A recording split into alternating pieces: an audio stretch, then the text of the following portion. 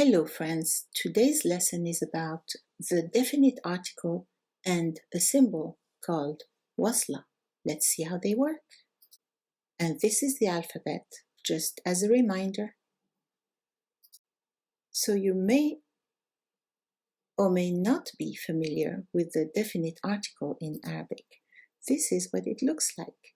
It sits on the line right here. Let's draw the line right here. And it's made up of an alif and a lam, and it's pronounced al. And you're probably wondering why it's not pronounced al, because this is a long A, right? Well, let's see. The reason is that long A that you see in the definite article is in fact an alif with a Hamza and a fatha on top.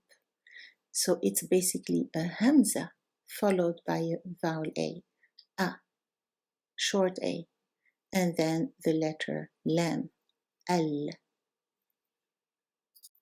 Let's look at the word for moon, al-qamar, al-qamar. Why am I giving you this word? Well, that's because the Arabic alphabet is divided into two groups of letters. One group is called the moon letters, and in Arabic they're called al-huruf al-qamariyya, from the word qamar, moon, the moon letters, al-huruf al-qamariyya. And with this group, we have no problem pronouncing the letter lam before pronouncing the following letter. This group of letters is pronounced either in the throat, like the letter qaf, or in the front of the mouth, involving at least one of your two lips, like the letter ba or the letter fa or mim. Let's look at this group of letters. And here they are. The Hamza, is pronounced in the throat. Of course, Hamza can be written on alif, on waw, on ya without dots, or on the line.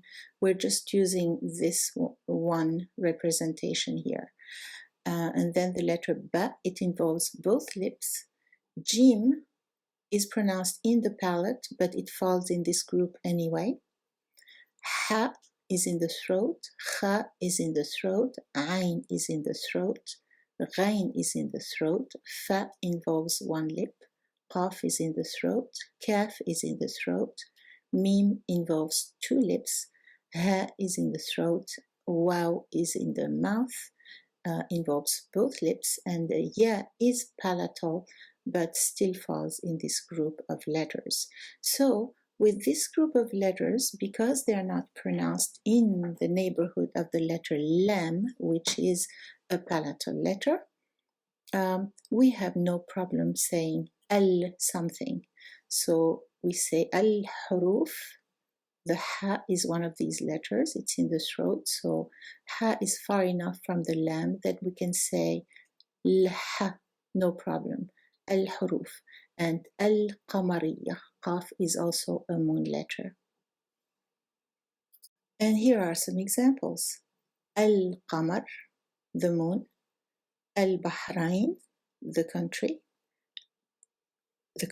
Bahrain. And al-Iraq, Iraq. And let me introduce you now to this word, ash-shams, the sun. The word ash-shams is really a word that starts with shin plus the definite article al. When we say a word that starts with a sun letter, shin here is the representative of our sun letters. So if we are going to pronounce this word, we do not pronounce the lam. I'm crossing it out. We have to write it, but we don't pronounce it, and we are going to move directly from the a to the shin. And the shin is doubled. As you see here, we have a shadda. So it's as if this shin had swallowed the lam and become bigger and fatter, a big sheen, a double sheen. Ash-shams, double sh, ash-shams. And the same thing will happen with the other sun letters. These are letters that are pronounced in the palate. Ta, tha, del, ذال, را, زاي, سين, شين, صاد, ضاد, طاء, ظاء, لام, and noon. They're not in the throat and they don't involve one or two lips. So they resonate in the palate.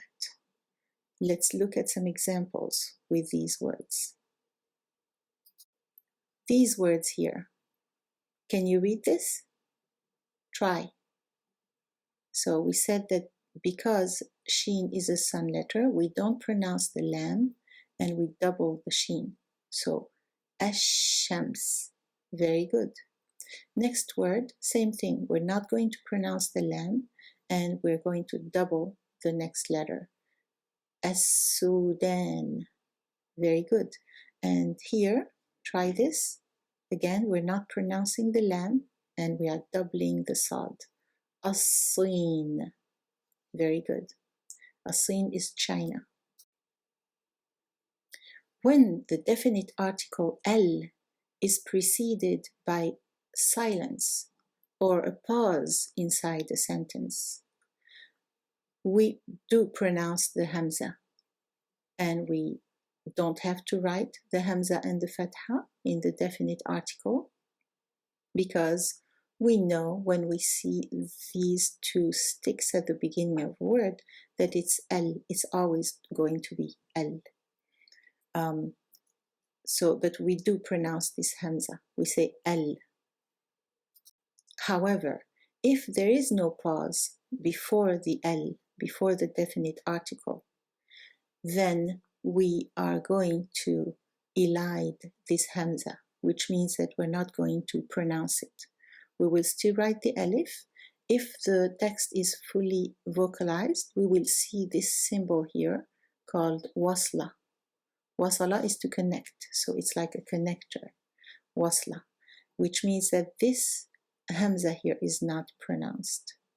And we would just pronounce the lam if the following consonant allows us, if the following consonant is a mun letter. Let's look at examples. So let's start with words that are that start with a mun letter. So if we have the word al-qamar, if we don't have a pause here, if we read fi followed by al-qamar, we are going to elide this Hamza and we will write a Wasla on top. And we say fil qamar. We will skip directly from fi to the lam. Fil qamar. Okay? And then here we have ila al-Bahrain. But if we don't pause between the two words, we say ila al-Bahrain. We skip the alif and we show that the Hamza, the alif Hamza is not pronounced by writing a wasla. Next example is with Iraq, ma'al Iraq, ma'al Iraq, with Iraq, ma'al Iraq. In this case, we already are not pronouncing the lam because of the sun letter sheen. So if we don't pause between fi and ash-shams, we will actually not pronounce this alif Hamza, and we would write the wasla here to show that the alif Hamza is not pronounced, and we would say fish-shams. We go straight from fi to sheen, fish-shams, double sheen. Same thing here in ila. If we pause, we say ila as-Sudan, and we would have a Hamza here. But if we don't pause, which is more natural reading, then the alif, the lam here is already not pronounced because of the sun letter, and the Hamza will not be pronounced either, and we will write a Wasla to show that it's not pronounced. And we say إلى السودان. Same thing in the third case here. If we pause between the two words, we say مع الصين, and we would have a Hamza here. If we don't pause, and that's what usually happens, we already are not pronouncing the lam because of the sun letter here. The Hamza, Alif Hamza, will not be pronounced either because there is no silence before it, and the Wasla shows that it's not pronounced. And we say مع الصين, مع الصين. So when you listen to a text being read or listen to someone speaking standard Arabic, we also do this in colloquial Arabic. We follow this rule. You will sometimes not hear the al, the definite article, and you'll have to listen carefully to see if there is a shadda, which tells us that there is a definite article preceding the shadda. Let's look at this text with vowels. I'm going to read this text and see if you can recognize the rules we just spoke about in pronouncing the definite article in Arabic. اسمي أمينة. أنا من الأردن. من الأردن. So we skipped this Alif Hamza here. So this is the al, and we skipped this. And we went straight from the a of Mina to the lam. من الأردن. من مدينة عمان العاصمة. Here we paused, so we have no problem pronouncing the a of al-Asima. You see? Third line, أسكن في وسط المدينة. وسط المدينة. We did not pronounce this, which is in fact al-Madina, right? We don't pronounce it. And if the text is fully vocalized, we usually see this wasla. في وسط المدينة, we go straight to the lam. Okay. Line 4. أعمل في النهار. في النهار. Notice that this and this are not pronounced, both the alif and the lam, because we have a sun letter. So we go straight from fi to the nun. في النهار. Double nun means to the ear that we have an al preceding that nun. So في النهار. وأدرس في المساء. Notice that I did pronounce the lam. في المساء, because mim is a moon letter. في المساء. Number 5, in line 5, we say أنا غير متزوجة.